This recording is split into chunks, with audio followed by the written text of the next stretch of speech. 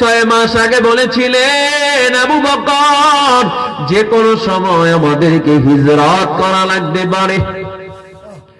যখন নবী ঘর থেকে বের হয়ে গেলেন 6 মাস পর আবু বকরের ঘরের কিনারে গিয়ে দাঁড়ায়, দরওয়াজার সামনে দাঁড়ায় যখন ছোট্ট করে ডাক দিয়েছেন ইয়া আবু বকর, ছোট্ট করে ডাক দিয়েছেন, চতুর্দিকে কাফেররা ঘুরতেছেন, চতুর্দিকে কাফেররা ঘুরতেছেন, আওয়াজ পাইলে ধরিয়ে ফেলবে। এই ছোট্ট করে আওয়াজ দেওয়ার সাথে সাথে লাব্বাইক বলে সাথে সাথে আবু বকর দরওয়াজাটা খুলিয়া দিল। নবী তো আশ্চর্য হয়ে গেলেন, আবু বকর এটা কেমনে সম্ভব? এত ছোট্ট করে তোমাকে ডাক দিলাম, তুমি সাথে সাথে দরজাটা খুলে দিলাম। আবু বকর ডাক দিয়ে বলে পয়গম্বর আল্লাহর কসম। তাহলে আমাদের পরিচয় কি? জোরে গম, এটার প্রথম পরিচয় আশরাফুল মাখলুকাত। কোন মাখলুকাত? সর্বশ্রেষ্ঠ এবং দামি। পৃথিবীতে সব মাখলুকের মধ্যে সর্বশ্রেষ্ঠ হলো মাখলুক মানুষ। মানুষের মধ্যে আবার সবচেয়ে শ্রেষ্ঠ এবং দামি যারা মুসলমান। কারা? তাহলে আমরা মুসলমান কিনা? মুসলমান না আমরা সবাই? এই মুসলমানের মধ্যেও সব মুসলমান আল্লাহর কাছে দাবি না। মুসলমানের মধ্যে আবার সবচেয়ে শ্রেষ্ঠ এবং আল্লাহর কাছে পছন্দনীয় এবং দামি যারা খাঁটি ইমানদার। কোন ইমানদার? নামদারি ইমানদার না, নামাজ না পড়লেও কয় ইমানদার, রোজা না রাইখাও ইমানদার, নবীর তরিকা না চাইলেও ইমানদার, হালাল হারাম তো মিস করে না হেও কয় অনেক হুজুর গাছাই আমার কলেম অনেক পরিষ্কার। আল্লাহ তাআলা কোরআনের বিভিন্ন জায়গায় ইমানদারদের নিয়ে বয়ান করছেন। কোথাও কোথাও বলেছেন ইয়া আইয়ুহাল্লাযীনা আমানু, কোথাও মুমিন শব্দ উল্লেখ করেছেন, কোথাও আল্লাহ তাআলা গোটা নাস অর্থাৎ মানুষ জাতিকে নিয়ে কথা বলছেন। সর্বশ্রেষ্ঠ হলো ইমানদার। আর আল্লাহ তাআলা পার্সোনাল যত ইবাদতের কথা বলেছেন, নির্দেশনা দিয়েছেন, ইমানদার ছাড়া কাউকে কিচ্ছু বলেনি। পার্সোনাল যত ইবাদতের হুকুম দিয়েছেন, যত ফজিলতের কথা বলছেন, সব কাদেরকে বলছেন? ইমানদারদেরকে বলছেন। আল্লাহ ইমানদারদেরকে ডাক দিয়ে বলেন ইয়া আইয়ুহাল্লাযীনা আমানু দুখুলু ফিস সিলমি কাফা, যারা ঈমান আনছো তোমাদেরকে বলি, এছাড়া কেউ না। তাহলে এই বয়ান কাদের জন্য? জোরে বলেন, ইমানদারদের জন্য। আল্লাহ বলেন ইন্নাল্লাযীনা আমানু ওয়া আমিলুস সলিহাত কানাত লাহুম জান্নাতুল ফিরদাউসি নুজুলা, নিশ্চয় যারা ঈমান আনবে এবং আমলে সলিহ করবে আমি আল্লাহ তাদেরকে জান্নাতুল ফিরদাউস দান করে দেব। আল্লাহ তাআলা কি বলেন? ইয়া আইয়ুহাল্লাযীনা আমানু কু আনফুসাকুম ওয়া আহলিকুম নারা, হে ঈমানদার বান্দাবান্দীগণ তোমরা নিজে জাহান্নামের আগুন থেকে বাঁচো এবং তোমার আহাল পরিবার পরিজনদেরকে বাঁচানোর চেষ্টা করো। দেখেন সব পরামর্শগুলো ঈমানদারদেরকে। এটাকে আল্লাহ ভালোবেসে দিয়েছেন না খারাপ জেনে দিয়েছেন? অথচ আমরা কি কই, দেখছো এই নামাজের কথা কি দরকার, আল্লাহ এই উপোস থেকে 1 মাস রমজানের রোজা, এটাও কি একটা কাম, এটা কেমনে করে, কি আমরা অজুহাত পেশ করি। অথচ আল্লাহ বেশি ভালোবাসেন ঈমানদারদেরকে, এই জন্য সব কথা ঈমানদারদের বলছেন, বাকিদের জন্য কোনো নির্দেশনাই নেই, যেমন খুশি তেমন। কেন ভাই? যারা ঈমানদার তাদের অভিভাবক হয় আল্লাহ, আর যখন অভিভাবক হবে তখন তো অভিভাবক অবশ্যই তাদেরকে নির্দেশনা দেবে ভালো রাস্তায় চালানোর জন্য। আমাদের অভিভাবক কে? জোরে কম। আমাদের মূল অভিভাবক আল্লাহ। এটাকে আমি বলছি বানাইয়া? আমি বানাই বলছি? আল্লাহ বলছেন আল্লাহু ওয়ালিয়্যুল্লাযীনা আমানু ইউখরিজুহুম মিনাজ যুলুমাতি ইলান নূর।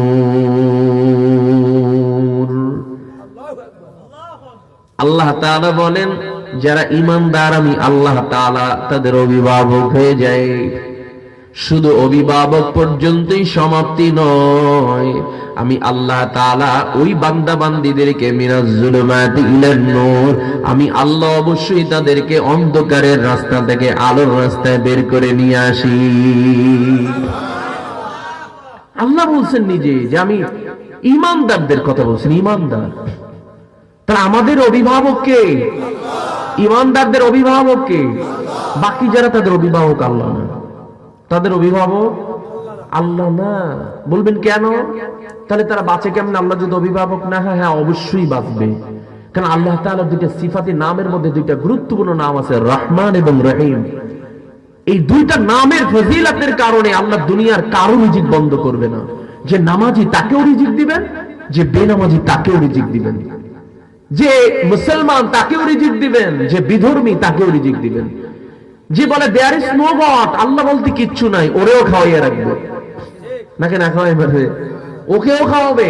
আর যে বলবে আল্লাহ ছাড়া কোনো ইলাহ মানি না, ওকেও রিজিক দিবে। ইনসাফের বিচার, আল্লাহ কত সুন্দর ইনসাফের বিচার করছেন। আপনি কি দেখেন না আল্লাহর বিচারটা কেমন, আল্লাহ তাআলার বন্টনটা কেমন? আল্লাহ আবু জেহেলের জন্য জান্নাত বানাইছেন, আবু লাহাবের জন্য জান্নাত বানাইছেন, উতবা, সাইবা, ফেরাউন, নমরুদ, হামান, কারুন, সাদ্দাত, Donald Trump, W Bush, Barack Obama, সবার জন্য বানাইছেন। এখানে যারা বসে আছি প্রত্যেকের জন্য জান্নাত বরাদ্দ আছে না নাই? সবার জন্য। কেন? দরকার কি? এটা কি বলে ইনসাফ? না তুমি বলবা কি যে আল্লাহ আমার জাহান্নামে দেবে বলেই তো বানিয়েছে, তাহলে আমার জন্য জান্নাত বানাইতো না? সে তো দিতেই চায় নাই আমাকে, এই জন্য বানাইছে সবার জন্য, কিন্তু সবাই পাবে না।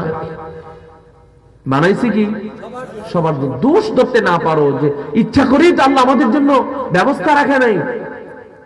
অথবা আজকে একটা মানুষ বিধর্মী, কালকে মুসলমান হলো, সে কি আমনের জান্নাতে ঢুকতে থাকবে? এক কানে একটা ইউনিট ছাড়িয়ে দিন, এক কোণের দিয়ে বাড়া লইবে, কথা বলে এ তো হ্যার জান্নাতে থাকবে। ভাই আপনি আপনার জান্নাতে থাকবেন, আমি আমার জান্নাতে থাকবো। কারো ভাগ দেওয়া লাগবে না তো, বরং সবচেয়ে ছোট্ট যেটা দিবে ওইটা হবে 10 দুনিয়া সমান। আমরা আল্লাহ তাআলার প্রতি যদি পরিপূর্ণ ঈমান আনতে পারি, তাহলে আল্লাহ আমাদের অভিভাবক হয়ে যাবেন। আর আল্লাহ যদি অভিভাবক হয়, তাদেরকে কেউ ঠেকায় রাখতে কি পারে না? কি পারে না? কি পারে না, কখনো না, সম্ভবই না। আল্লাহ পাক রব্বুল আলামিন যখন অভিভাবক হয়েছেন, আল্লাহ তাআলা যখন জিম্মাদারি নিয়েছেন, তখন পয়গম্বর ইব্রাহিমকে আগুনে ফালাইয়াও পুড়াইতে পারে নাই। কথা কয় না? অভিভাবক তো আল্লাহ। আর ঈমানের পরীক্ষাটা কেমন?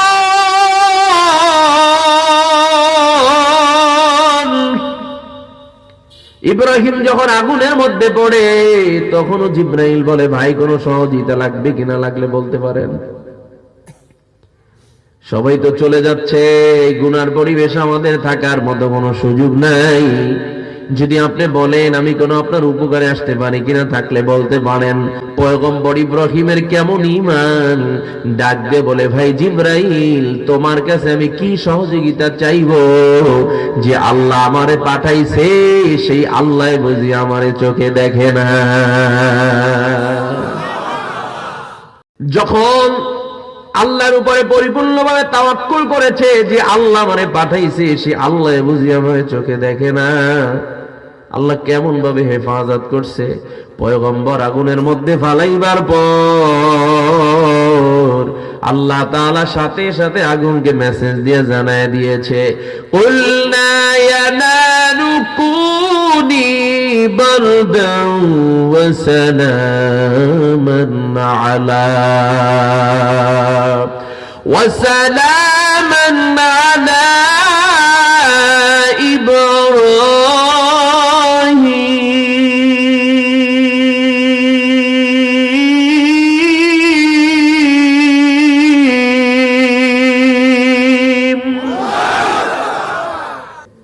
যেই জমিনে বসেছি সেই জমিনটা কার?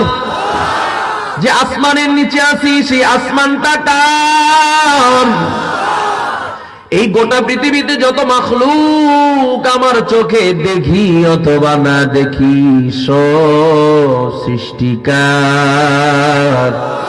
তাহলে এই জমিনের সবচেয়ে বৃহৎ আওয়াজ তাকবীর, মুহাব্বতে যেটা দিতে হয়, সেই মুহাব্বতের আওয়াজটা একমাত্র বের হবে কার আওয়াজ দিয়া বলেন? তাহলে শরীরের সব শক্তিটুকু ছেড়ে দিয়ে আরো জোরে আওয়াজ দিয়ে বলি আল্লাহু আকবার। হায় না, আরো জোরে আওয়াজ দিয়ে বলি আল্লাহু আকবার। আল্লাহর নাম নিলে লাভ আছে না নাই? আল্লাহর নাম মোহাব্বতে যত নিবেন তত ঈমান মজবুত হবে, তত শয়তান দূরে সরে যাবে, তত কলব পরিষ্কার হবে, তত আল্লাহর সাথে সম্পর্কটা বান্দার তত গভীর হয়ে যাবে। এবার বন্ধু জবাব হলো, আল্লাহ তাআলার উপরে তাওয়াক্কুল করেছেন, ঈমান এনেছেন, আল্লাহ তাআলা কেমন ভাবে হেফাজত করলেন? মেসেজ জানিয়ে দিলেন আগুনকে, ও আগুন আমার পয়গম্বরের জন্য আরামদায়ক, শান্তিদায়ক, ঠান্ডা হয়ে যাও। আল্লাহ তাআলার মেসেজ পাওয়ার পর পয়গম্বর আগুনের মধ্যে বসে জান্নাতের নাজ নিয়ামত খায়। সুবহানাল্লাহ কইবেন না? 40 দিন পর একজন চামিস পাঠায় দিয়েছেন নমরুদ। নমরুদ কিন্তু যেমন তেমন লোক ছিল না, যিনি গোটা দুনিয়া শোষণ করেছিল শাসনের নামে। গোটা দুনিয়া শাসন এক জিনিস, শোষণ ভিন্ন জিনিস। শোষণ মানে জুলুম, মন মতো গাজর আলী যেটা রেখা বরিশালের ভাষায় চাপাইয়ে দেওয়া। আর শাসন বলে নিয়মতান্ত্রিক, সবাইকে ম্যানেজ করে পরিচালনা করা, ইনসাফ করা। কথাকে বুঝিয়ে পারছি নি? নমরুদ কি শাসন করছে না শোষণ করছে? শোষণ করলে তাদের অধপতন অবশ্যই অবধারিত। আর যারা শাসন করবে তারা দুনিয়া সম্মানিত হবে, আল্লাহর কাছেও তারা সম্মানিত হবে।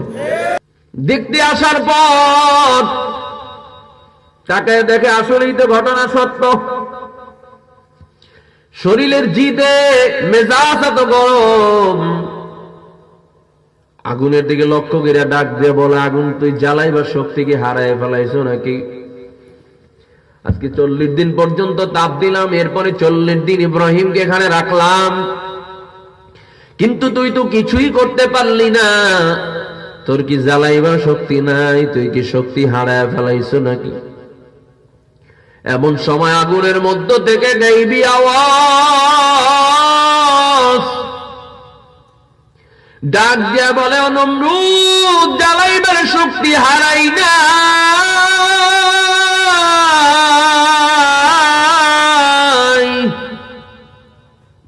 যদি তোর বিশ্বাস না হয় তুই আইসা দেখ।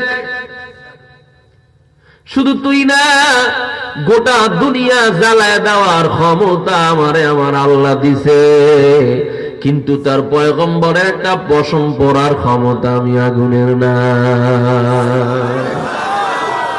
হেফাজতের মালিককে আরো জোরে আওয়াজ দিয়া বলেন, শাহাদাত আঙ্গুল উঁচু করে বলেন তিনি কে? এই জন্য বন্ধু মূল জবাব হলো আল্লাহ তাআলার যত বক্তব্য, যত মেসেজ, যত আমলের কথা, যত নির্দেশনা সব হলো ইমানদারদেরকে লক্ষ্য করে। ঠিক কিনা জোরে কর। এবার বলেন তাহলে আমাদের সবাইকে ক্লাসের ফার্স্ট বয়স, সামনের বেঞ্চের ছাত্র, অর্থাৎ পরিপূর্ণ খাঁটি ইমানদারের তালিকায় নামটা উঠাইবার দরকার আছে না নাই? জোরে কম। তাহলে পরিপূর্ণ ঈমান আনার জন্য কি করা লাগবে? আল্লাহ তাআলা বলেন, উদখুলু ফিস সিলমি কাফা, ইসলামের মধ্যে পরিপূর্ণ দাখিল হও। কতটুকু? পরিপূর্ণভাবে দাখিল হও।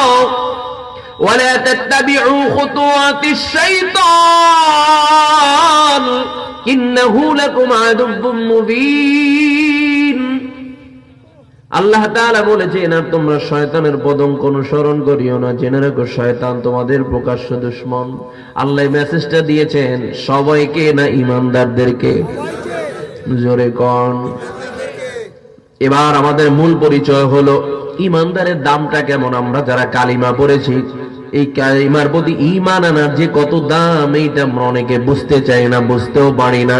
মূল সমস্যা নিজেদের দাম নিজেরা না বোঝার কারণে আমরা সামনে অগ্রসর হতে পারি। আপনি জানেনই না যে কালিমা আমরা যারা পড়েছি, ঈমানের সাথে যারা কালিমা পড়েছি, আমরা যারা মুসলমান, আমাদের দাম কত আমরা জানি না।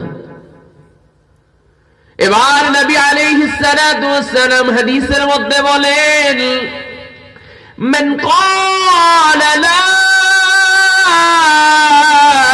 ইলাহা ইল্লাল্লাহ,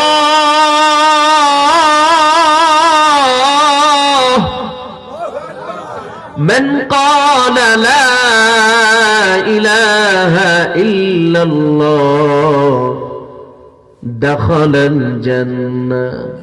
যারা জীবনে একবার ঈমানের সাথে বলেছে লা ইলাহা ইল্লাল্লাহ, তারা একদিন না একদিন অবশ্যই আল্লাহর জান্নাতে চলে যাবে। তাহলে আমরা যারা কালিমার প্রতি ঈমান এনেছি, কালিমার দুইটা অংশ, একটা হলো লা ইলাহা ইল্লাল্লাহ, আল্লাহ বাদে আর কোন ইলাহ নাই, আর কোন রব নাই, আর কোন হায়াত দাতা নাই, আর কোন মউত দাতা নাই, আর কোন রিজিক দাতা নাই, আর কোন বাঁচানেওয়ালা নাই, মারনেওয়ালা নাই, সুস্থ রাখার মালিক নাই, অসুস্থ রাখার আর কেউ নাই, বসাবারও ক্ষমতা নাই, নামাবারও ক্ষমতা নাই, একমাত্র এই ক্ষমতার মালিককে আওয়াজ দিয়ে বলেন, আইনে শাহাদাত আঙ্গুল উঁচু করে বলেন তিনি কে, আরো জোরে আওয়াজ দিয়ে বলেন কে। এটাই আমাদের ঈমান, এটাই আমাদের ঈমান। দ্বিতীয় নম্বর অপশন হলো মুহাম্মাদুর রাসূলুল্লাহ সাল্লাল্লাহু আলাইহি ওয়াসাল্লাম। নবী মুহাম্মদ সাল্লাল্লাহু আলাইহি ওয়াসাল্লাম আল্লাহর প্রিয় বান্দা এবং রাসূল, ঠিক কিনা জোরে বলেন। নবীর পরে আর কোন নবী নাই, তিনি খাতামুন নবিয়্যিন, তিনি শেষ নবী, আখিরি নবী, তারপরে আর কোন নবী নাই, কিয়ামত পর্যন্ত আর কোন নবী আসবে না, নবুয়তের দরজা বন্ধ, তিনি হলেন সর্বশেষ নবী। আমাদের ঈমান আছে না নাই জোরে বলেন। কেউ এখানে যে সন্দেহের সৃষ্টি করেন, বুঝতে হবে আপনি মুসলমান নাম দিতে পারেন কিন্তু আপনি ঈমানদার হতে পারেন না।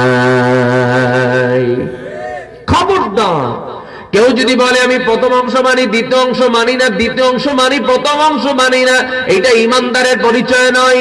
যেমন লা ইলাহা ইল্লাল্লাহর প্রতি ঈমান, তেমন আবার আদম সফিউল্লাহ, এটাও ঈমানের অংশ তাদের জন্য। কেউ যদি বলে লা ইলাহা ইল্লাল্লাহ মানি, আমি ইব্রাহিম খলিলুল্লাহ মানি না, তাহলেও তারা ঈমানদার হতে পারে নাই। কেউ যদি বলে লা ইলাহা ইল্লাল্লাহ মানি, আমি মুসা কালিমুল্লাহর মধ্যে সমস্যা আছে, মানতে ঝামেলা আছে, সে ঈমানদার হওয়ার কোনো সুযোগ নাই, ঠিক কিনা জোরে বল। ঠিক আমাদের যুগে এসেও আমরা কেউ যদি বলি লা ইলাহা ইল্লাল্লাহ, কোনো ঝামেলা নাই, কিন্তু মুহাম্মাদুর রাসূলুল্লাহ মানতে আমার একটু সন্দেহ আছে, ঝামেলা আছে, একটু সময় লাগবে। স্পষ্ট জবাব, ওটা মুসলমান হতে পারে না। নবীর প্রতি যার সন্দেহ থাকবে তার ঈমান থাকতে পারে না, ঠিক কিনা জোরে বলে। খুব মারাত্মক বিষয়। এবার মূল জবাব হলো এই প্রশংসা করা যাবে না যে মুসলমানের চেয়ে অমুকরাই ভালো, না, আমার মধ্যে দোষ থাকতে পারে কিন্তু হাজারো ভালো মুসলমান আছে না নাই জোরে বলেন। কাজে একজনের মাধ্যমে একটা জাতি, একটা গোষ্ঠীকে আপনি খারাপ মনে করতে পারেন না। শুধু তাই নয়, এবার আল্লাহ তাআলা কালামের মধ্যে জেনে দেয়, হুয়াল্লাযী আরসালা রাসূলাহু বিল হুদা ওয়া দীনিল হক লিইয়ুযহিরাহু আলাদ-দীনি কুল্লিহি ওয়া কাফা বিল্লাহি শাহীদা।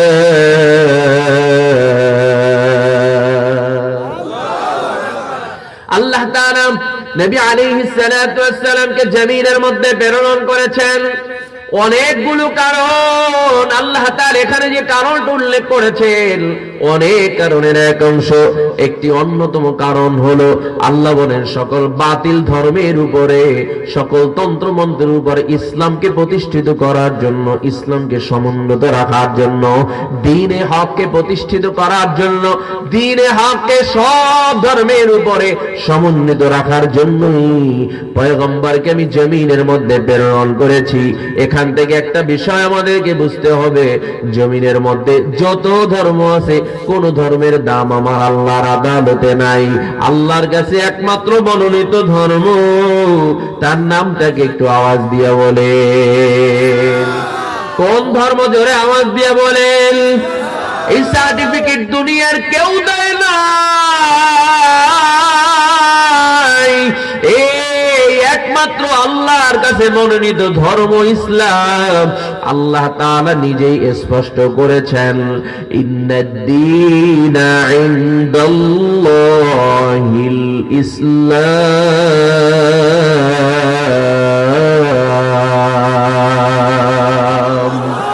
আল্লাহ বলেন, আমি আল্লাহর কাছে একমাত্র মনোনীত ধর্ম, তার নাম হলো ইসলাম। আফসোস বোতলবনি এলাকার মানুষ, ও পটুয়াখালীর মানুষ, আমি আপনাদেরকে বলতে চাই, এই বাংলাদেশের মূল প্রেক্ষাপট হলো আমরা মুসলমানের সন্তান, কিন্তু ইসলামও বুঝি না, কোরআনও চিনি না, নবীকেও চিনি না, আল্লাহকেও চিনি না। শুধু নামে আর সাইনবোর্ডে মুসলমানের অভাব নাই, কিন্তু একটু যদি মাপ দেওয়া হয়, একটু যদি পরীক্ষা নেওয়া হয়, দেখবেন ইমানের পরীক্ষায় মানুষ ফেল করে বসে। অথচ সর্বশ্রেষ্ঠ ধর্ম আমরা পেলাম, সর্বশ্রেষ্ঠ গ্রন্থ আমরা পেলাম, সর্বশ্রেষ্ঠ নবীও আমরা পেলাম। ঠিক না বেঠিক জোরে বলেন? সব দামি, কিন্তু ইসলাম বুঝি না, নবীকেও চিনি না, আল্লাহকেও চিনি না। আপনারা বলবেন কেমনে আল্লাহরে চিনি না? অবশ্যই চিনি। আমি বলবো চেনা এক জিনিস, জানা হলো ভিন্ন জিনিস। জানা যায় কিন্তু সহজে চেনা যায় না। চিনতে হলে তার ভিতরের অবস্থাটা বুঝতে হয়, পরিপূর্ণভাবে সেটাকে অনুধাবন করতে হয়। অনেকের বিষয় জানি কিন্তু তাকে আমরা চিনি না, আছে না নাই? তাহলে জানার চেনা এক জিনিস না। বলবেন কেমনে? নবী আলাইহিস সালাতু ওয়াস সালাম, নবী আলাইহিস সালাতু ওয়াস সালাম কেউ আমরা চিনি না, আল্লাহকেও পরিপূর্ণ চিনি না। বলবে কেন? আমি বলবো আল্লাহকে চিনেছিলেন হযরত বিলাল, নবীকে চিনেছিলেন হযরত বেলাল, যিনি গোলাম জাদা গোলাম হওয়ার পরেও মালিকের সাথে এমন সম্পর্ক লাগায় দিয়েছে যার আযান না হওয়া পর্যন্ত সুবহ সাদেক হয় না। কি চিনছি আমরা আল্লাহরে বলেন? যার উপরে এত অত্যাচার নির্যাতন, তারপরে জবানের মধ্যে আওয়াজ আহাদ আহাদ আহাদ, আমার আল্লাহ।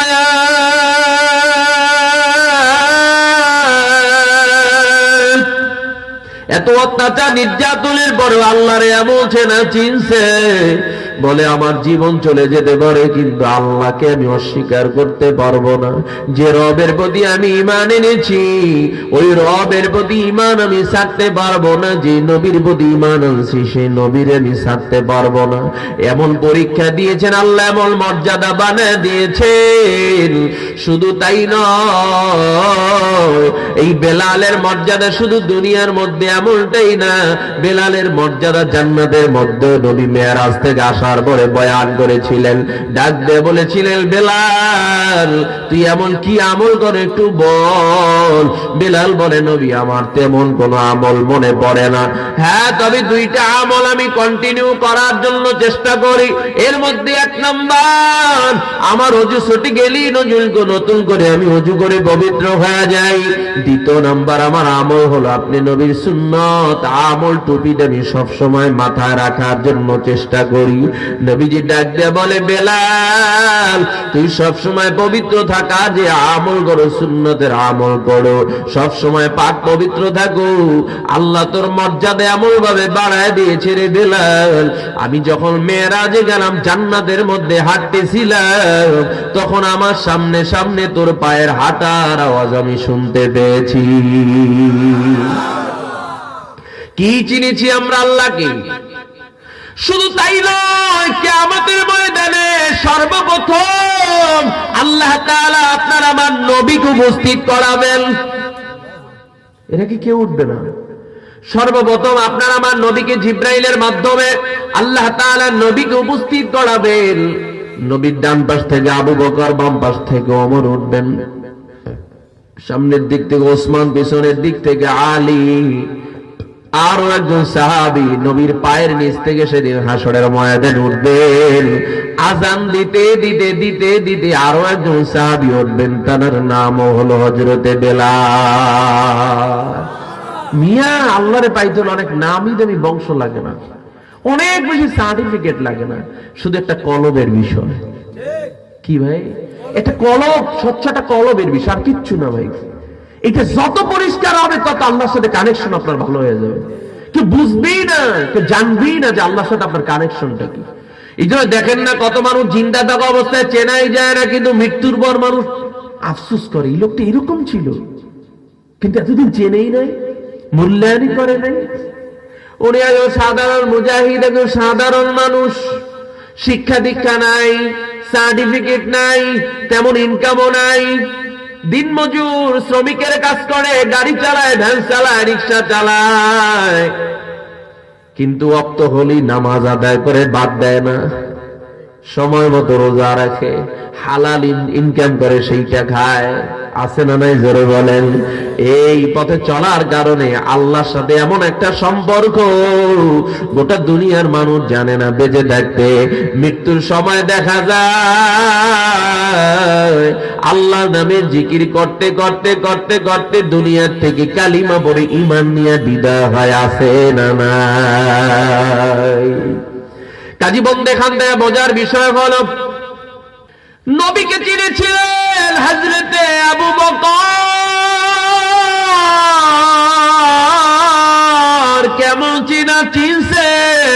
6 মাস আগে বলেছিলেন, আবু বকর যে কোনো সময় আমাদেরকে হিজরত করা লাগতে পারে।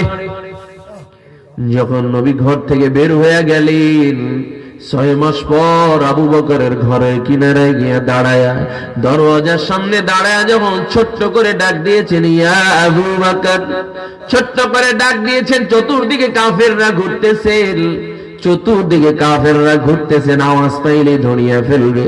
এই ছোট্ট করে আওয়াজ দেওয়ার সাথে সাথে, লাব্বাইক বলে সাথে সাথে আবু বকর দরওয়াজাটা খুলিয়া দিল। নবী তো আশ্চর্য হয়ে গেলেন, আবু বকর এটা কেমনে সম্ভব? এত ছোট্ট করে তোমাকে ডাক দিলাম, তুমি সাথে সাথে দরজাটা খুলে দিলাম। আবু বকর ডাক দিয়ে বলে, পয়গম্বর, আল্লাহর কসম, আপনি যে 6 মাস আগে বলেছিলেন আবু বকর যে কোনো সময় হিজরত করা লাগতে পারে, পয়গম্বর সেই থেকে দিনে তো আপনার সাথে সারাদিন থাকি, রাত্রি যখন বাসায় আসি বিছানায় পিঠ লাগাই না। এই দীর্ঘ 6 মাস পর্যন্ত পয়গম্বর আপনার অপেক্ষায় অপেক্ষায় সারা রাত দাঁড়ায় দাঁড়ায় আমি আবু বকর কাটায় দিয়েছি। কি চিনছি আমরা বলে? নবী তখন সাথে সাথে দোয়া করলেন আল্লাহর কাছে, আল্লাহ,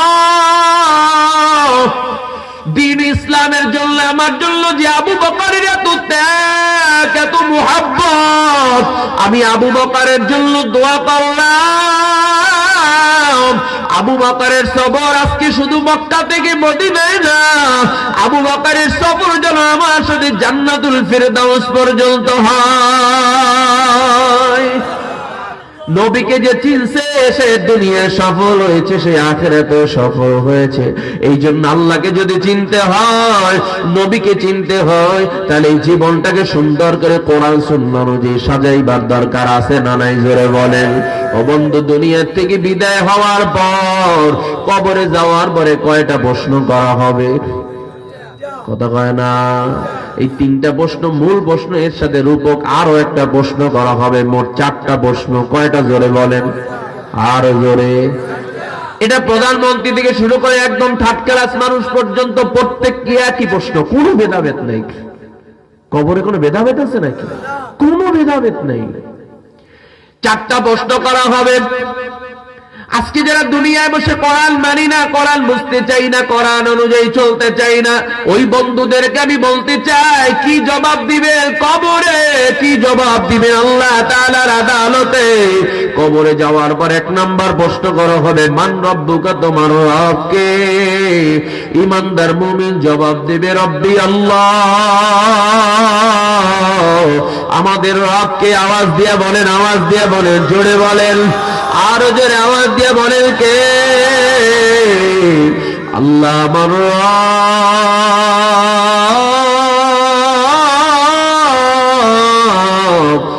এই রবি আমার সব। দ্বিতীয় নাম্বার প্রশ্ন করা হবে, আমার দিনুকা, তোমার দিন কি? ইমানদার মুমিন জবাব দিবে, দীনিয়াল ইসলাম, আমার ধর্ম হলো ইসলাম। তৃতীয় নম্বরে প্রশ্ন করা হবে, আমার নবিয়্যুকা, তোমার নবীকে? বান্দা তখন জবাব দিবে, আমার নবী জনাবে মুহাম্মদুর রাসূলুল্লাহ সাল্লাল্লাহু আলাইহি ওয়াসাল্লাম। এই তিনটা প্রশ্নের অ্যানসার দেওয়ার পর চতুর্থ নাম্বার আর একটা প্রশ্ন করা হবে, ও বান্দা তিনটা প্রশ্নের যে তুমি অ্যানসার দিলা, দলিল কি? দলিল দাও, কোথা থেকে শিখছো, কে শিখাইছে, কোথা থেকে মুখস্থ করেছো? ইমানদার মুমিন জবাব দিবে, ও ফেরেশতা, এটা আমি কারো কাছ থেকে মুখস্থ করে বলি না, এই জবাব আমারে আমার আল্লাহর কোরআন শিখিয়ে দিয়েছে। আর যারা জবাব দিতে পারবে না তাদেরকে জিজ্ঞাসা করা হবে, মান রব্বুকা, বলবে লা আদরি। ওমা দীনুকা, বলবে লা আদরি। ওমান নবিয়ুকা, বলবে লা আদরি, আমি কিচ্ছু জানি না। বলেন জানি না বললে কি মাইরে কোনো মাপ আছে নাকি? কথা কয় না। তৃতীয় নাম্বার প্রশ্নের পর চতুর্থ নাম্বার প্রশ্ন করা হবে, ও বান্দা, এই যে প্রশ্ন করা হলো একটারও যে অ্যান্সার দিতে পারলা না, কারণ কি? দুনিয়া বসে কি কোরআন পাও নাই? দুনিয়া বসে কি কোরআন শেখো নাই, কোরআন পড়ো নাই, কোরআনের দাওয়াত পাও নাই? ওই বান্দা বলবে, কোরআন পাই নাই মানে কোরআন পেয়েছি, কিন্তু আমার এজেন্ডাই ছিল কেমনে কোরআনের দাওয়াত বন্ধ করা যায়। আমার টার্গেট ছিল কেমনে কোরআনওয়ালাদেরকে হায় প্রতিপন্ন করে তাদের দাওয়াতকে অফ করে দেওয়া যায়, কেমনে মসজিদ বন্ধ করা যায়, কেমনে মাদ্রাসা বন্ধ করা যায়, কেমনে কোরআনের হক কথাগুলো বলা বন্ধ করা যায়। আমার টার্গেটই ছিল, এজেন্ডাই তো ছিল সেইটা। আছে না না এরকম লোক? হয়তো আপনাদের বোতলপুরি এলাকার মধ্যে এরকম নাই, কথা কয় না। সবসময় টার্গেটই দেখে কেমনে ইসলামরে বাস দিবে, কেমনে কোরআনকে বাস দিবে, এই আওয়াজকে বন্ধ করে দিবে, কেমনে দাওয়াতকে বন্ধ করে দিবে। বন্ধু জবাব কিন্তু কবরেও দেওয়া লাগবে। তবে স্পষ্ট তোমাদেরকেও জানিয়ে দিতে চাই, এই যে আলো জ্বলতেছে, যতই তুমি ফু দাও না কেন আলো নিভবে না। এই আলোর নির্দিষ্ট একটা সুইচ আছে না নাই? জোরে বলেন। এই সুইচ অফ না করা পর্যন্ত আপনি যত ফুয়াবেন, ফুয়াতে ফুয়াতে নিজে ক্লান্ত হয়ে যাবেন, কিন্তু আলো এক জাররা পরিমাণে বন্ধ করা সম্ভব না। ঠিক কিনা? জোরে বলেন। এই যে কোরআনের নূর, কোরআনের আলো, এর চাবিকাঠি দুনিয়ার কারো কাছে আমার আল্লাহ দেয় নাই, এর চাবিকাঠি স্বয়ং আমার আল্লাহ তাআলার কাছে। তুমি যতই চেষ্টা করো না কেন কোরআন থেকে মানুষকে সরায় দিবা, আবু জেহেল, আবু লাহাব, উতবা সাহেবার মতো পারবা না। তোমাদের বিরোধিতার কারণে ইসলাম আরো অনেক বেশি সামনে আগায় যাবে। তোমাদের বিরোধিতা, তোমাদের সমালোচনার দাওয়াত যারা পায় নাই, তারাও তোমার মাধ্যমে দাওয়াত পেয়ে যাবে। কাজেই জন্য বিরোধিতা করাও হকের জন্য, এটা একটা উপকার, সেটা না? এই জন্য আমি আপনাদেরকে বলতে চাই, কোরআনের সাথে সম্পর্ক রাখার দরকার আছে না নাই? জয় বলেন। আজকে মাদ্রাসার উদ্যোগী মাহফিল, যেখান থেকে কোরআন শিখানো হয়, দ্বীন শিখানো হয়, আমি তো প্রায় জায়গায় বলি, ও বন্ধু, মা বাপ তো হইলা, সন্তানকে কি বানাইলা? মৃত্যুর পর তোমার জন্য কে দোয়া করবে, কি সত্যে জারিয়ার সওয়াব পাবে? হিসাব নিকাশ মিলা তারপরে কবরের দিকে যায়। ওই মা বাবার যে ভাগ্যবান মা বাবা জমিনের মধ্যে আর কেউ নাই, যে মা বাবা ইন্তেকালের পর নিজের সন্তান মা বাবাকে গোসলটা করাইয়া দেয়। ওই মা বাবার যে ভাগ্যবান মা বাবার জমিনের কেউ নাই, যে মা বাবা ইন্তেকালের পর নিজের সন্তান সাদা কাপড়ে মা বাবাকে জীবনের শেষবারের মতো পোশাক পরায় প্যাকেট বানায় দেয়। ওই মা বাবার যে ভাগ্যবান মা বাবার কে হবে, যে মা বাবা ইন্তেকালের পর নিজের সন্তান লাশটাকে সামনে নিয়ে সন্তান নিজে জানাজার নামাজটা আদায় করে দেয়।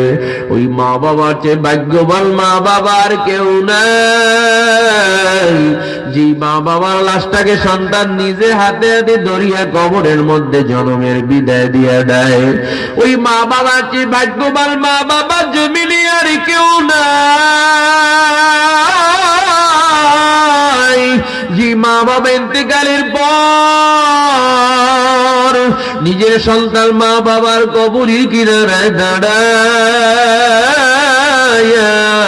হাত উঠে আল্লাহর কাছে দোয়া করে, সবাই পড়ি রব্বির রহমহুমা কামা রব্বায়ানি সগীরা। কি আমল নিয়ে কবরের দিকে পাড়ি জমাইলা,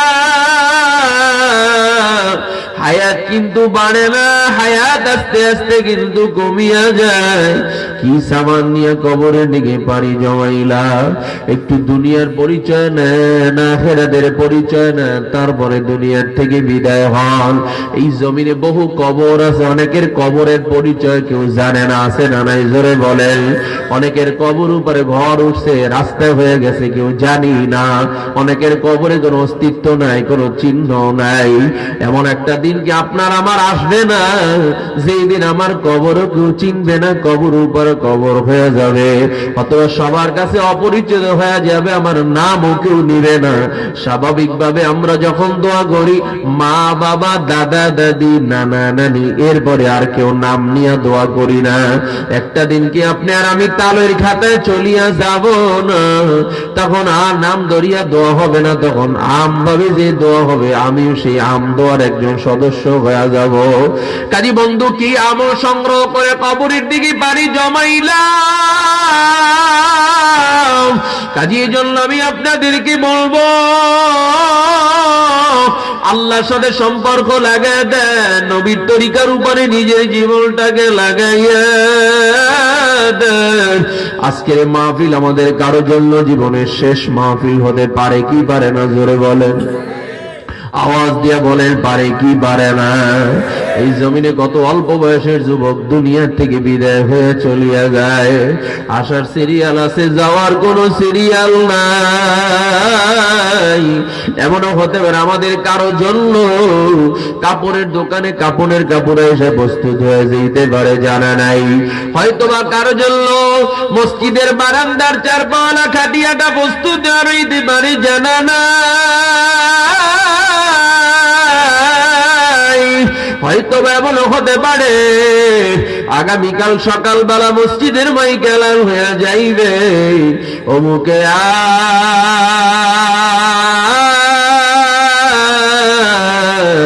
দুনিয়াতে এমন হতে পারে আগামীকাল সকালবেলা একজন আর একজনের বলবে, ও ভাই খবর কি শুনছো, গতকাল যে হুজুর বয়ান করছে সে নাকি আজকে আর দুনিয়াতে নাই। যার জন্য একবার খবর হয়ে যাবে নাই নাই, আর কিন্তু কোনো দিন ফিরে আসা সম্ভব হবে না। এই জন্য এই দুনিয়ার মধ্যে আপনার আমার স্থায়ী আপন কেউ নাই, সব ক্ষণিকের বন্ধু। চক্ষু বন্ধ হয়ে গেলে সব সম্পর্ক নষ্ট হয়ে যাবে, আর কোনো সম্পর্ক থাকবে না, সব ছিন্ন হয়ে যাবে। এই জন্য আল্লাহ আপনার আমার স্থায়ী আপন, যার দয়া ছাড়া জান্নাতে যাওয়ার সুযোগ নাই। কাজী বন্ধু, এই জন্য আমি আপনাদেরকে বলবো, এই দুনিয়ার যার কথা বলেন না কেন, কেউ আপনার আমার আপন না, কেউ আপনার আমার আপন না। আপনার আমার প্রথমত স্থায়ী আপন একজন, তার নামটাকে একটু জোরে আওয়াজ দিয়া বলেন, শাহাদাত আঙ্গুল উঁচু করে বলেন তিনি কে, আর জোরে আওয়াজ দিয়া বলি তিনি কে। ওই আল্লাহ বলেন, লা তাখুযুহু সিনাতুন ওয়ালা নাওম। বান্দা, আমি আল্লাহর ঘুমও নাই, তন্দ্রাও নাই, সব সময় বান্দা তোদিকে আমি আল্লাহ পাহারা দিয়া রাখি।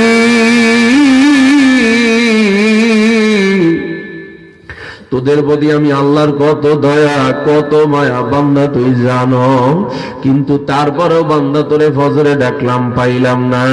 আমি আল্লাহ আলো বন্ধ করি নাই, বাতাসও বন্ধ করি নাই, রিজিকও বন্ধ করি নাই। আমি আল্লাহ সব আয়োজন ঠিক মতো তোরে দিয়া বাঁচায় রাখলাম। জোহরে ডাকলাম তখনও পাইলাম না, আসরে ডাকলাম তখনও পাইলাম না, মাগরিবে ডাকলাম তখনও সাড়া দিলি না, এশায় ডাকলাম তখনও সাড়া দিলি না। ও বান্দা তুই কি জানো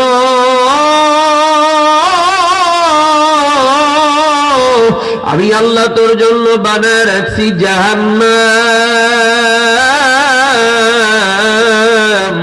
যে জাহান্নামকে 1000 বছর তাপ দেওয়া হয়েছিল, যার বর্ণ হয়েছিল লাল। এরপরে আবার আল্লাহ বলেন, ও ফিরিস্তা আমি বড় হাস করিয়া বান্দা বানাইছি, আমি আল্লাহ রিজিকের ব্যবস্থা করি, বান্দা আমি আল্লাহর গোলামি করবে না এটা মেনে নেওয়া যায় না। আবার 1000 বছর তাপ দাও, আবার 1000 বছর তাপ দেওয়ার পরে আগুনের বর্ণ হয়ে গেল সাদা। আল্লাহ বলেন, ও ফিরিস্তা এই তাপে হবে না, আবার 1000 বছর তাপ দাও, কারণ আমি বড় হাস করিয়া বান্দা বানাইছি, ওর রিজিকের ব্যবস্থা সময় মতো আমি আল্লাহ করিয়া দেই। আমি আল্লাহর কুদরতি নজরে পাহারা দিয়ে দিয়া তারপর ওদেরকে আমি আল্লাহ লালন পালন করি। তারপরও বান্দা আমি আল্লাহর গোলামি করবে না, আবার 1000 বছর তাপ দাও, আবার 1000 বছর তাপ দেওয়ার পরে আগুনের বর্ণ হয়ে গেছে কালো। বর্তমানে জাহান্নামের আগুনের বর্ণ হলো কালো। একজন মানুষ যদি জাহান্নামের মধ্যে পড়ে যায়, তার ডানেও দেখবে অন্ধকার, বামেও অন্ধকার, সামনে পিছনে শুধু আগুন আর আগুন, কিন্তু মনে করবে জাহান্নামে সে মনে হয় একাই জ্বলতেছে, আর কেউ জাহান্নামে নাই। কাজী বন্ধ বোতলবনি এলাকার মানুষ, কার জন্য পাগল হয়েছ, কি আমল নিয়ে কবরে পানি জমাইলা? আজকে রাত্রে যদি চক্ষু দুইটা বন্ধ হয়ে যায়, একটু মনের বুঝাও ওরে মন, সাথে সাথে মাথার নিচ থেকে বালিশটা সরায় নিয়ে যাবে, শরীরের কাপড়গুলো বেলেট দিয়া কাটিয়া কাটিয়া বের করিয়া নিয়ে যাইবে। ওই আরামের বিছানা, প্রচন্ড ঠান্ডা, এই শীতের মধ্যে আমরা কত আরামদায়ক পোশাক ব্যবহার করি, কিন্তু জাজিমে কম্বলে আর ঘুমায় থাকতে দেওয়া হবে না। সব এখন আমার থেকে পৃথক হয়ে গেল। আমাকে হাতে হাতে ধরিয়া মাটির উপর একটা পাটি বিছায়া একটা পুরাতন চাদর দিয়ে ঢাকিয়া রাখবে। কই গেল আরামের বিছানা, কই গেল শান্তির বাসা, শান্তির বিছানা? এখন মাটির উপর আমাকে শোয়া রাখছে, একটা পুরাতন চাদর দিয়ে মানে ঢাকিয়ে রাখছে, একটা নতুন চাদরও দেয় না। কেন? পরবর্তীতে এটা ব্যবহার করতে আমাদের ভয় লাগবে। কার জন্য কি সাজাইলা?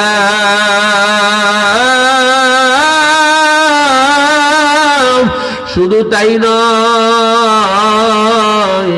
ছেলে মেয়েরা বলবে বাবার চেহারা দেখতে পারি না, আমাদের বড় ভয় লাগে। যাদের জন্য জীবনকে জীবন মনে করি নাই, ওই ছেলে মেয়ে বলবে বাবার চেহারা দেখতে পারি না। স্ত্রী বলবে আমি আর পাহারা দিতে পারবো না, মসজিদে খাটিয়াই না বাহিরে নামায় সেইখানে রাখেন। ও বন্ধু, দুনিয়া সব হলো স্বার্থপরের দল, আল্লাহ হলো একমাত্র আপনার আমার আপন। এই জন্য কেমনে সেই মালিকের হুকুম নামাজকে বাদ দিয়ে দেয়, রোজাকে বাদ দিয়ে দেয়, কেমনে সেই রবের হুকুম বাদ দিয়ে চলি, নবীর তরিকার বাহিরে চলি, নবীর শাফাআত ছাড়া জান্নাতে যাওয়া যাবে না। সেই নবীর তরিকার বাহিরে কেমনে জীবনটাকে চালাই? এই জন্য আমি আপনাদেরকে বলবো, দুনিয়ার পরিচয় নেন, আখিরাতের পরিচয় নেন, তারপরে দুনিয়া থেকে বিদায় হন। এই জন্য দুনিয়া থেকে বিদায় হওয়ার আগে আল্লাহ এবং তার রসুলকে মানার জন্য 1 নম্বর হাতিয়ার হলো আল্লাহ তাআলার কোরআন শেখার দরকার আছে না নাই? জোরে আওয়াজ দিয়া বলেন। আল্লাহর কোরআনকে শিখিয়া যদি দুনিয়া থেকে বিদায় হতে পারি, কোরআন অনুযায়ী যদি চলতে পারি, কোরআন অনুযায়ী যদি মানতে পারি, এই কোরআন শুধু দুনিয়া পর্যন্ত না, বরং এই কোরআন আমাদের কবর, হাসর, মিজান, সিরাত প্রত্যেকটা ঘাটিতে আমাদের সাথে বন্ধু হয়ে যাবে। কবরের মধ্যে যখন ফেরেশতা আসবে প্রশ্ন করার জন্য, ইদা উযিআল মাইয়িত ফি কবরিহি জাআল কুরআনু ইনদা রাসিহি, মাথার দিক থেকে যখন ফেরেশতা আসবে প্রশ্ন করার জন্য, এই কোরআন আপনার আমার বন্ধু যদি বানায় নিতে পারি, কোরআন মাথার দিক থেকে মানুষের সুরাতে দাঁড়ায় যাবে। ডাক দিয়ে বলবে, তোমরা কে? আমার বন্ধু ঘুমায়, এই দিক থেকে আসা যাবে না, ঘুমে ডিস্টার্ব করা যাবে না। ফেরেশতা বলবে, কে তুমি? কি তোমার নাম? কি তোমার পরিচয়? তখন কোরআন ডাক দিয়ে বলবে, ও ফেরেশতা, আমার পরিচয় জানো? আমি হলাম এই বান্দার ব্যক্তিগত জীবন, পারিবারিক জীবন, সামাজিক জীবন, রাষ্ট্রীয় জীবন, আন্তর্জাতিক জীবন, সব ক্ষেত্রে আমারে মানিয়া চলছে, আমার নির্দেশনার আলোকে চলছে। শুধু তাই না, সময় পাইলেই আমারে নিয়ে তেলাওয়াতে বসিয়া যাইত। অর্থাৎ আমার পরিচয়, আমি হলাম এই বান্দার জবানে আল্লাহ তাআলার কোরআন। জিজ্ঞাসা করবো, কোরআন কত সময় তোমার বন্ধুর সাথে থাকবা? কোরআন জবাব দিব, ফেরেশতা শোনো, আমার বন্ধুর সাথে শুধু কবর নয়, শুধু হাসর নয়, শুধু মিজান নয়, শুধু সিরাত নয়, আমার বন্ধুকে জান্নাতে পৌঁছে না দেওয়া পর্যন্ত আমি কোরআন বিদায় হব না। কি যে উপায় হবে আমার মরণে, কেমনে থাকবো অন্ধকার কবরে, বন্ধু নাই রে বিছানা নাই রে, নাই সাথী, অন্ধকার কবরে হবে বসতি। কাজী বন্দাজকের মাহফিলকে জীবনের শেষ মাহফিল মনে করে নিয়াতকে খালেস করে নেন। আর নামাজ ছাড়বো না, রোজা ছাড়বো না, হালাল হারাম তমিজ করে চলবো, নবীর তরিকার উপরে জীবনটাকে সাজাইব। কে আমারে কি বললো আর না বললো আমার কিচ্ছু আসে যায় না, আমি আমার মালিকরে ছাড়বো না, আমি আমার নবীরে ছাড়বো না। এই দুইজনকে যদি হাত করিয়া রাখতে পারি, আমার আখিরাতের জিন্দেগির প্রতিটা ঘাটি আমার জন্য সহজ হয়ে যাবে। কাজী বন্দের দুনিয়া আসার সিরিয়াল আছে, যাওয়ার কোনো সিরিয়াল নাই। বাবার সামনে ছেলের লাশ, নাতির সামনে দাদার লাশ, বড় ভাইয়ের সামনে ছোট ভাইয়ের লাশ। কাজী আজকের মাহফিলকে জীবনের শেষ মাহফিল মনে করে নিয়াতকে খালেস করে নেন। যতদিন বাঁচবো কোরআন নিয়ে বাঁচার চেষ্টা করব, কোরআন অনুযায়ী জীবনটাকে সাজাইব।